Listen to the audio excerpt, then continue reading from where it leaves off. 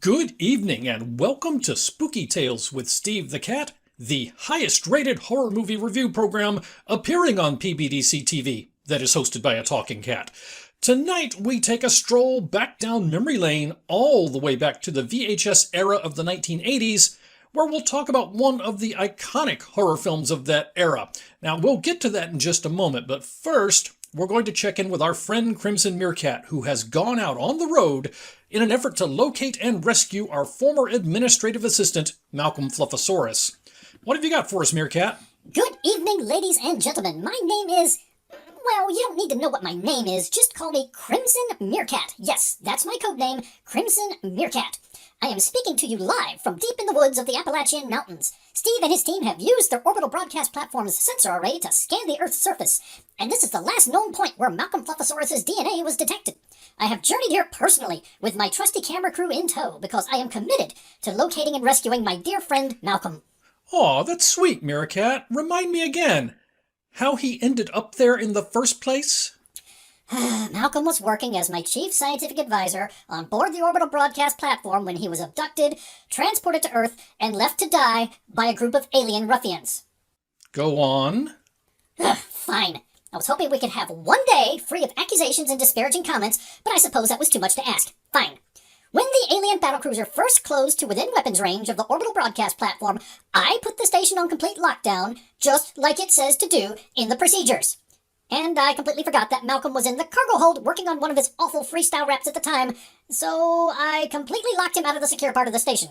And Malcolm panicked because he was locked out, so he tried to get away in the station's escape pod, but the aliens caught him in a tractor beam and captured him. As it turns out, the alien battlecruiser belongs to the Reptoids, a race of aliens more commonly known as lizard people. They see Malcolm as one of their own and actually enjoy his music, so he was treated with honor and respect. And are you leaving anything out? And the aliens assumed that I had banished Malcolm to the cargo hold because I hate his music, mistakenly assumed, I might add. So they thought the best way to help Malcolm was to get him away from the orbital broadcast platform and return him to his natural habitat, which apparently they thought was the Appalachian Mountains. And is there any chance that Malcolm might actually be able to survive in his natural habitat? Oh God, no. Malcolm has an IQ of 75 and was raised in a London townhome. Without DoorDash, he'll be dead in a week. That's why my camera crew and I have bravely ventured deep into the forest to rescue our dear friend and bring him home safely. And none of this has anything to do with the $50 million wrongful death lawsuit filed against you and PBDC TV by Malcolm's mother, or the fact that PBDC TV's management has threatened to kill you if you cannot bring Malcolm back alive? I would say it was more of an implication than a threat, but yes, that was part of the calculation. So who else is there with you anyway? Joining me on this dangerous and heroic undertaking is... Well, it's just my camera drone, actually. Here, let me get him on camera. None of the other staff was willing to come along. Apparently, there is concern that I cannot, quote, be trusted, unquote. Have you found any sign of Malcolm so far? Well, his last known location was this cabin you see behind me. Now, the sign on this cabin indicates that it is a trail museum, but don't be fooled. This actually is a trap set by a group of cannibal hillbillies. As we know from my earlier appearances on your show, this part of the country is just teeming with clans of cannibal hillbillies. Wait, hang on. Are you in danger? Do we need to send help? No, it's fine. It's an obvious trap. In fact, it's too obvious for its own good. All I had to do was hide up in one of the trees and wait. Eventually, the clan of cannibal hillbillies that set the trap came back to check it, and they were immediately attacked and taken away by another clan of cannibal hillbillies, presumably to be eaten. You see, the second clan had recognized the cabin as a trap, so they just hid and waited to ambush the first clan when they came back to check the trap. Once that sorted itself out, I was able to examine the cabin for clues. Did you find any sign of Malcolm? I mean, the hillbillies haven't eaten him, have they? No, there were no signs of a struggle, so as best as I could tell, Malcolm left the cabin unharmed. I did find this moon pie wrapper that I'm sure Malcolm left behind. I mean, he is a kaiju musician after all. So I'm going to recalibrate the camera drone sensors to look for trace elements of chocolate and marshmallow fluff. We'll head out at first light tomorrow to see if we can pick up his trail. So you're literally following a trail of breadcrumbs at this point. Yes, I appreciate the irony of the situation, but I don't have a lot of other options. The only things I own in the world are my Yugo and that refrigerator box down by the river, and I don't think I can sell those for anything close to $50 million. Really? You still own the refrigerator box? Yes, actually, I've been maintaining it as a rental property while I was living on board the space station. If I give up that location, I'll never get it back. Waterfront property, always in high demand. I'll keep that in mind. Yeah, whatever. Your snide comments mean nothing to me. All right, it's time for me to eat a little bit of banana jerky and settle in for the night. I sleep up in the trees to avoid being discovered by any of the cannibal hillbillies. And because you're a monkey. Ape, you dope! I'm an ape! I am not a monkey! Oh, the disrespect just never ends with you people, does it? That's all for now. Meerkat out. Oh, I love that little monkey, even if he probably is going to drive PBDC TV into bankruptcy and then be assassinated by PBDC TV management. But now that we've checked in with the conspiracy monkey and given the latecomers a chance to join the live watch party, it's time to get down to business and talk about horror movies.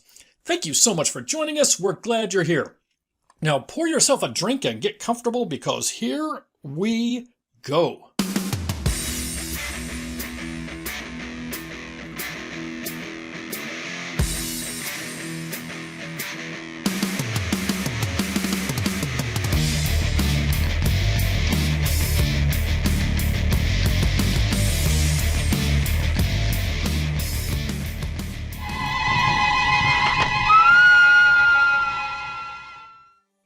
Okay, let's get into our featured film review for the evening. We are going to talk about this film called Graduation Day. Graduation Day is a horror slasher film that was released in the year 1981. It was directed by Herb Fried, and the cast is actually rather large. I've just mentioned a few of the people in here. The cast includes Christopher George, Patch McKenzie, Linnea Quigley, yes, the legendary Linnea Quigley, and Vanna White. And yes, it is that Vanna White. Vanna White from Wheel of Fortune, before she was on Wheel of Fortune, had a small part in the movie Graduation Day. Let's get into setting your expectations for this film. As we talk about so often, setting your expectations going into a film are very important, because if you go in expecting a light comedy and you get something that's a serious downer, it's gonna make you unable to appreciate the movie, and vice versa. If you go in expecting a serious movie and you get something that's a comedy, you're going to be disappointed, and you're not necessarily giving the film a proper assessment relative to what it was meant to be. So, this film, what you should expect, is a conventional but reasonably entertaining 80s era slasher film of the whodunit variety, which you probably figured out from the poster. There were a lot of whodunit style slasher films, especially in the early 80s. If you like the original Friday the 13th, you might like Graduation Day. If you like the film Pieces that we did earlier in the season, you might like this one. Really, any 80s slasher whodunit film. So when you get into later 80s films where there's like an iconic villain like Jason Voorhees or Michael Myers, those are a little less similar to Graduation Day, because you know who the villain is in those, and it's just all about, you know, watching the villain do his or her thing. Graduation Day, more of a whodunit like the original Friday the 13th. So let's get into calibrating your expectations for this film. This is the scale we like to use. On the far left side of the scale, we have very campy films such as Jason X. On the far right side of the scale, we have very serious films such as The Silence of the Lambs. Now, as we say every week, the scale is not an indicator of the quality of the film. It's an indicator of what your mindset needs to be going into the film in order to maximize your enjoyment. If you're going to enjoy Graduation Day, you've got to go in expecting something fairly campy. Now, Graduation Day is not an overt comedy. It is not made as a comedy. They play it straight in this film, but let's be honest, it's early 80s slasher film acting and pacing and everything else, and if you go in expecting a work of art, you're going to be horrifically disappointed. If you go in expecting it as a bit of campy fun, you'll have a pretty good time. So before we go any farther, we have to get into our vocabulary lesson for this week. Of course, our vocabulary lesson is the time where we talk about new and innovative words and phrases in an effort to stay ahead of social media bots and algorithms that are trying to ban our conversation. The algorithms are always evolving, and therefore our language must evolve as well. 2 terms this week. Our first term is shish kebabbing, which you probably could figure out, but we're going to define for you anyway. Shish kebabbing is a noun that refers to the act of skewering a character with a singular, long, slender item or weapon. This can include, but is not limited to, items such as rapiers, long stakes, or spears. This is kind of a variation on something we've talked about in past episodes called fonduing. In the case of fonduing, you use something like a pitchfork. Shish kebabbing, a singular, long, slender item like a spear or a rapier. If you're not familiar with a rapier, it's one of those long swords they use in fencing. Second term, Vlad the Impalings.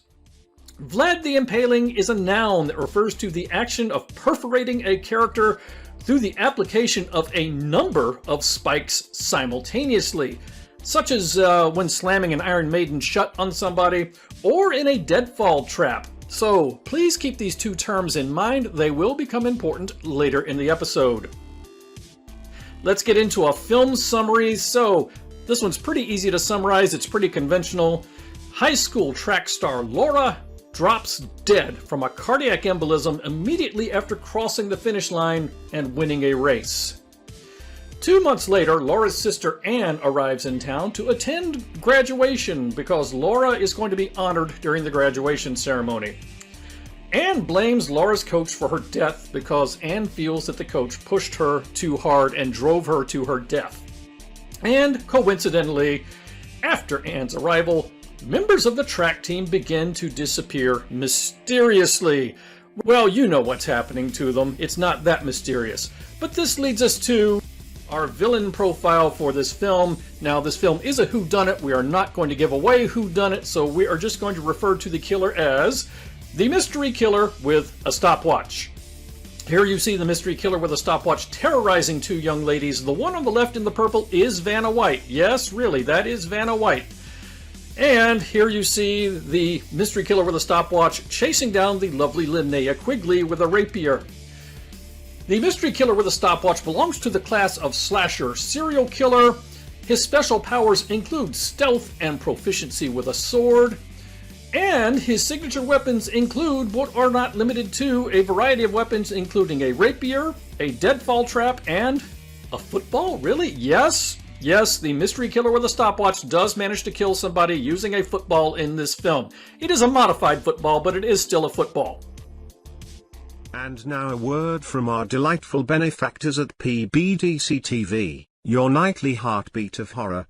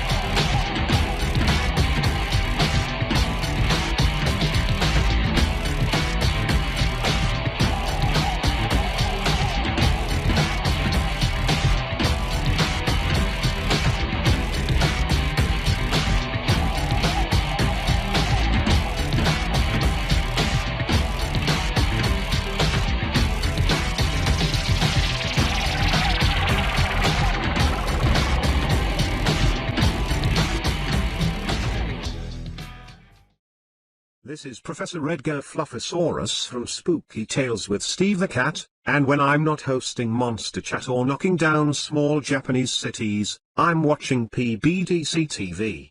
Now back to the show. Let's get into what I liked about this film. For starters, it does not take itself even a little bit seriously. Now, like I said, this is not an outright comedy. It's not played for laughs. They play it straight, but it's one of those films that you're not intended to take it seriously, and if you do, you're going to dislike it intensely. If you don't take it too seriously, it's a lot of fun. The kills are reasonably entertaining. There are decent practical special effects, especially given that this was like 1981 and still pretty early in the whole craze of slasher films. The practical special effects were pretty good. There's lots of late 70s and early 80s nostalgia, including roller skating and a Bee Gees poster. 1981, you're still at kind of the tail end of 1970s culture, so it's less parachute pants and high top fades and more short shorts and roller skates in this film. In the middle of the film, you get a lengthy musical montage, which gives you a nice change of pace and also features a real band. So instead of the traditional spooky music trying to build suspense while somebody's being chased down, you do have one killing take place up against a musical montage, and it's a nice change of pace. We're going to take a look at a bit of that right now.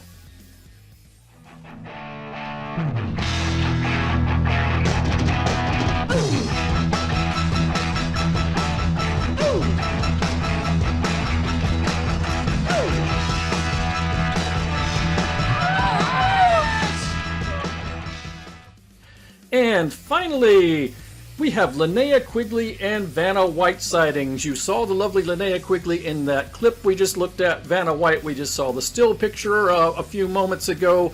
There's many more people in this film, but those are the two names that will probably pop out to you. Let's talk about things that could have been better.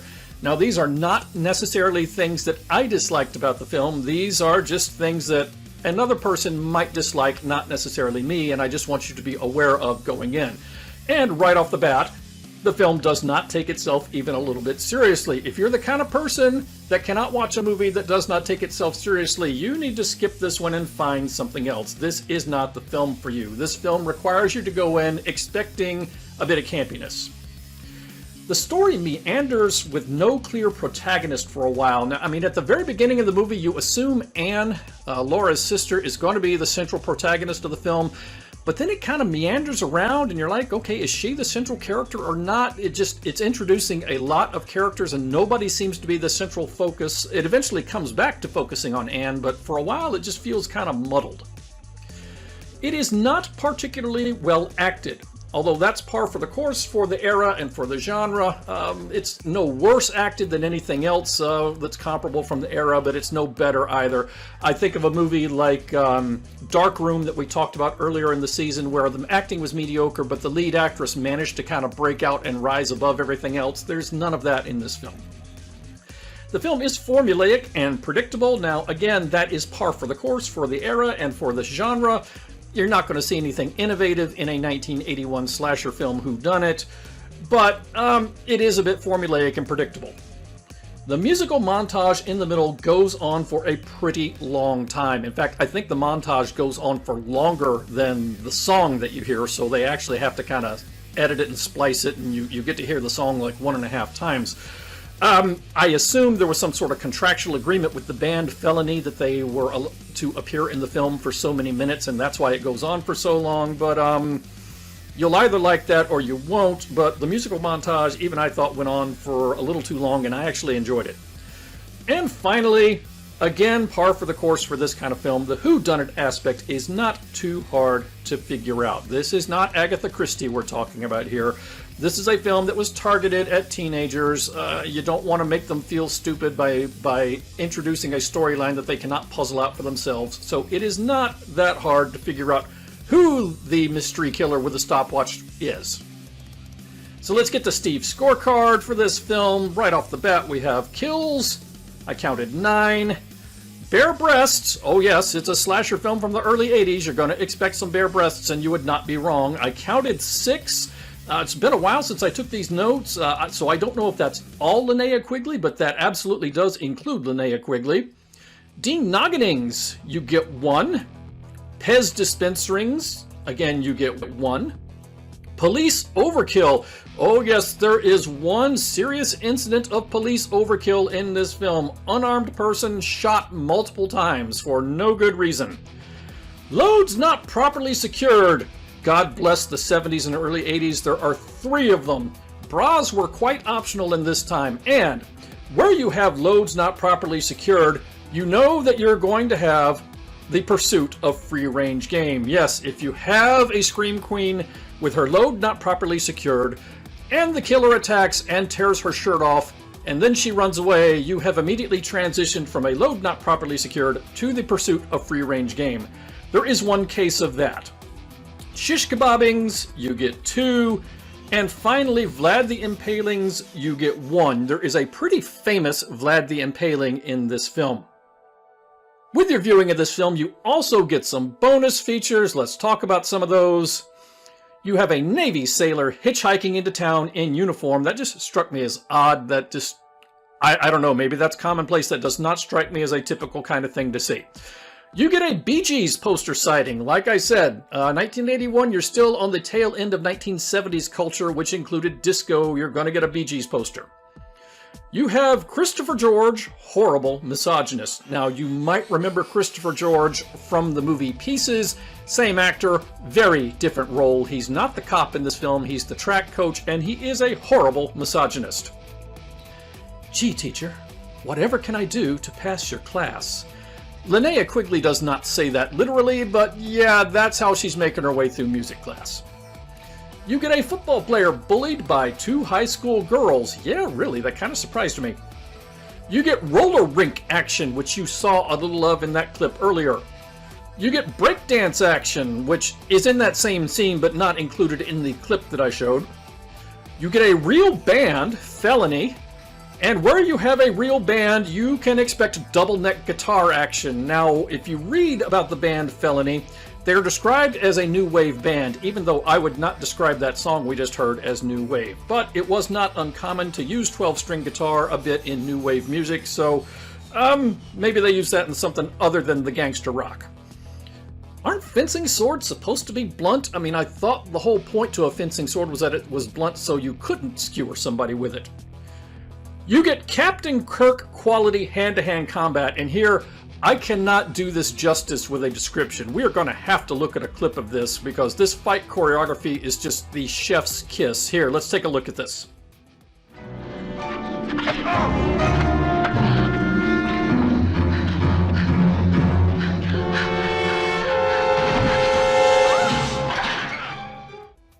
Wasn't that special? And finally, we get the world's most overacted death scene. Yeah, it's pretty embarrassing or pretty funny, depending upon how you want to look at it. So let's get to Steve's final score for this film. I am going to give this one 2.5 paws out of 4.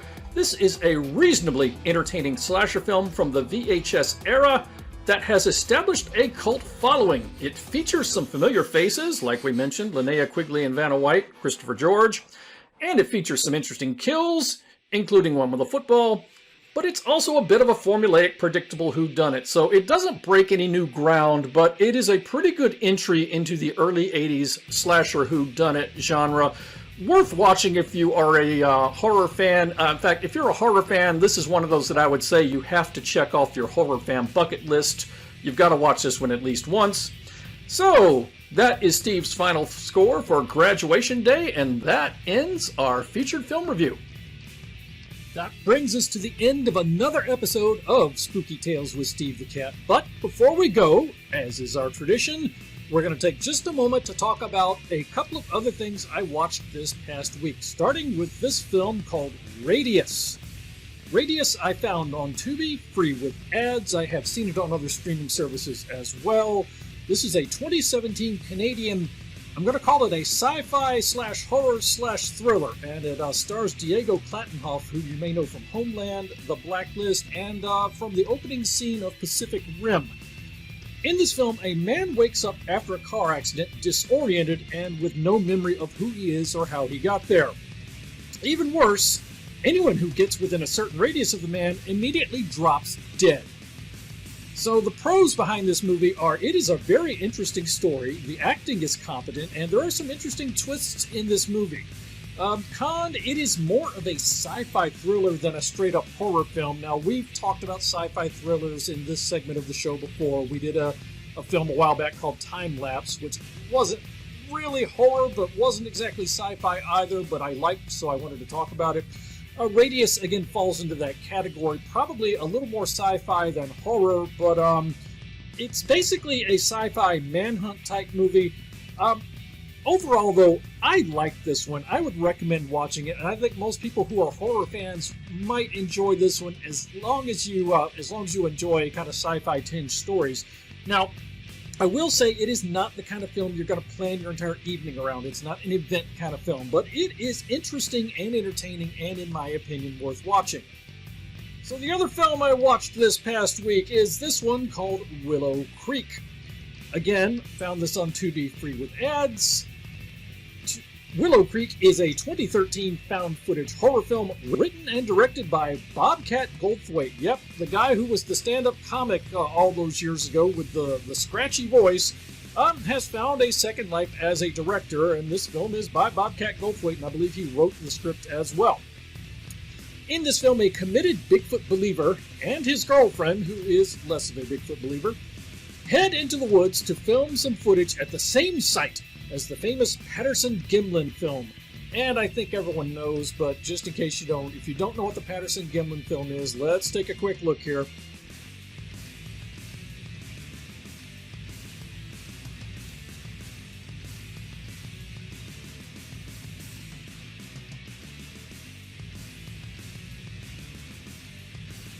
Isn't that special? It's shaky because the guy was riding a horse and got down off the horse to follow Bigfoot.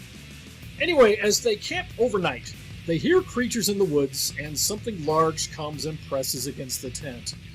And of course, they get lost in the woods and can't get out, and the things are following them.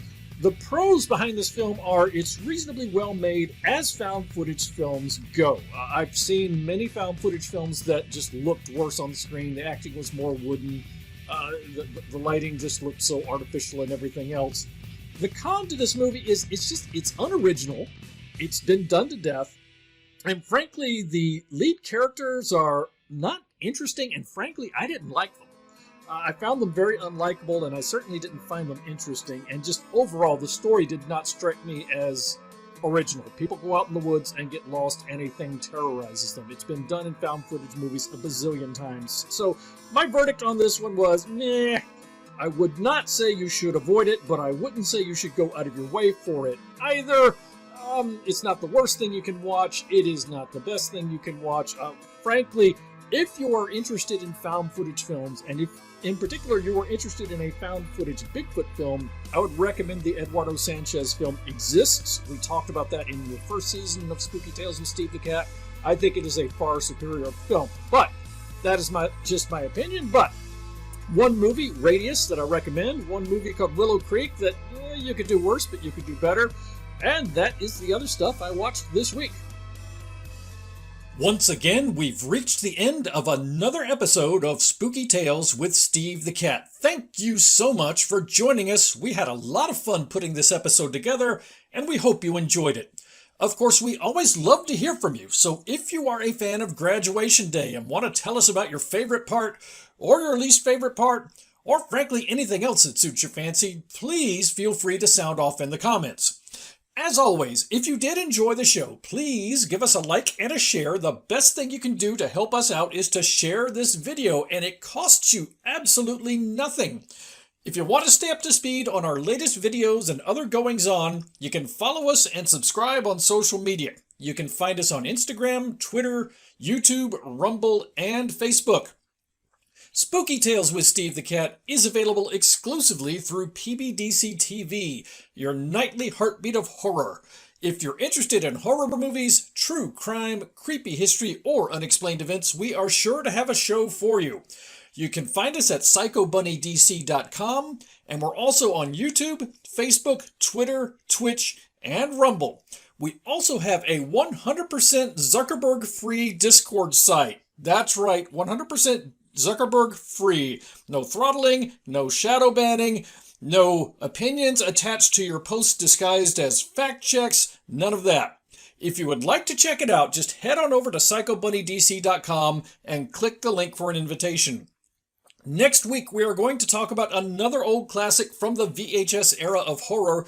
It's one you may not remember, but definitely is worth checking out. In the meantime, everyone have a great week and stay safe. We'll see you again soon. Good night, everybody.